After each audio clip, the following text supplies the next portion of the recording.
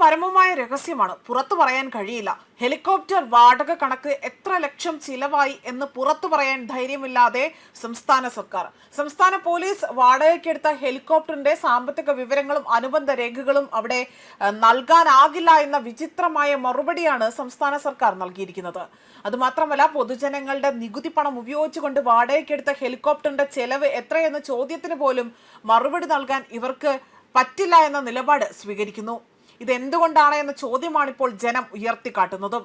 വിവരാവകാശ നിയമപ്രകാരം ആവശ്യപ്പെട്ട സാമ്പത്തിക വിവരങ്ങൾ പോലും രഹസ്യാത്മകത ചൂണ്ടിക്കാണിച്ചുകൊണ്ട് തന്നെ പോലീസ് ആസ്ഥാനം ആ ഒരു രീതിയിൽ ഇത് തള്ളിയതോടുകൂടി തന്നെ സർക്കാരിന്റെ സുതാര്യത വീണ്ടും ചോദ്യം ചെയ്യപ്പെടുകയാണ്. പുതിയ സർക്കാർ അധികാരത്തിൽ വന്നിട്ടും കടുത്ത സാമ്പത്തിക പ്രതിസന്ധിയിലൂടെ തന്നെ കടന്നു പോകുന്ന സാഹചര്യത്തിലാണ് ഇത്തരത്തിലൊരു ചോദ്യത്തിന് പോലും ഉത്തരം നൽകാൻ വൈകാതെ തന്നെ സർക്കാർ ആകട്ടെ ഇക്കാര്യങ്ങളെല്ലാം മറച്ചുപിടിക്കുന്നത്. സംസ്ഥാനത്തിന്റെ കടുത്ത സാമ്പത്തിക പ്രതിസന്ധികൾക്കിടയിൽ പോലും ലക്ഷങ്ങൾ ചിലവഴിച്ചുകൊണ്ട് ഹെലികോപ്റ്റർ വാടകയ്ക്കെടുത്തതായി തന്നെ സർക്കാർ സമ്മതിക്കുമ്പോൾ അതിന്റെ കരാർ, വാടക തുക, എത്ര ദിവസം അത് ഉപയോഗിച്ചു, പൊതുപണം എങ്ങനെ ചിലവഴിച്ചു തുടങ്ങിയ അടിസ്ഥാന വിവരങ്ങൾ പോലും ഇവിടെ ജനങ്ങളിൽ നിന്ന് മറച്ചുവെക്കുകയാണ് ചെയ്തിരിക്കുന്നത്. ഇതാണ് പുതിയ വിവാദത്തിന് വഴിവെക്കുന്നതും. വിവരാവകാശ പ്രവർത്തകൻ രാജു വാഴക്കാലം നൽകിയ RTI അപേക്ഷയാണ് സംസ്ഥാന പോലീസ് ആസ്ഥാനത്ത് നിന്ന് ഈ മറുപടി ലഭിച്ചിരിക്കുന്നത്. സുരക്ഷാ കാരണങ്ങളും രഹസ്യാത്മകതയും ചൂണ്ടിക്കാണിച്ചുകൊണ്ടാണ് വിവരങ്ങൾ ഇവിടെ നിഷേധിച്ചിരിക്കുന്നതും. എന്നാൽ പൊതുപണം ചിലവഴിച്ച കരാറിന്റെ സാമ്പത്തിക വിവരങ്ങൾ പോലും രഹസ്യമാക്കുന്നത് എന്തിനാണ് എന്ന ചോദ്യമാണ് ഉയർന്നു കേൾക്കുന്നതും. അതുമാത്രമല്ല, ചിലവിന്റെ കണക്ക് പുറത്തു വന്നാൽ സർക്കാരിന് അത് തിരിച്ചടിയാകുമെന്ന ഭയമാണോ ഇതിന് പിന്നിലെന്നും വിമർശകർ ചോദിക്കുന്നുണ്ട്.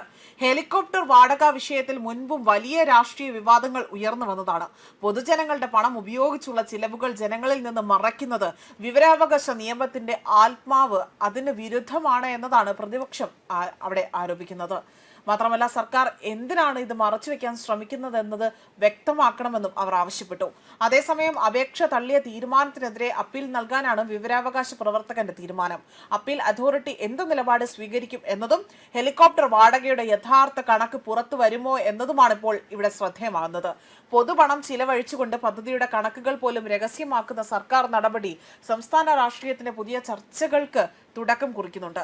സംസ്ഥാനത്തിന്റെ കടുത്ത സാമ്പത്തിക പ്രതിസന്ധികൾക്കിടയിൽ പോലും പ്രതിമാസം ലക്ഷക്കണക്കിന് രൂപ വാടക നൽകിയാണ് പോലീസ് ആഭ്യന്തര സുരക്ഷാ ആവശ്യങ്ങൾക്കെന്ന പേരിൽ തന്നെ ഇവിടെ ഹെലികോപ്റ്റർ വാടകയ്ക്കെടുക്കുന്നത്. ഇതിന്റെ വാടക തുക, കരാർ വ്യവസ്ഥകൾ, വിനിയോഗിച്ച ദിവസങ്ങൾ തുടങ്ങിയ വിവരങ്ങളാണ് പൊതുപ്രവർത്തകർ ഇവിടെ ചോദിച്ചത്.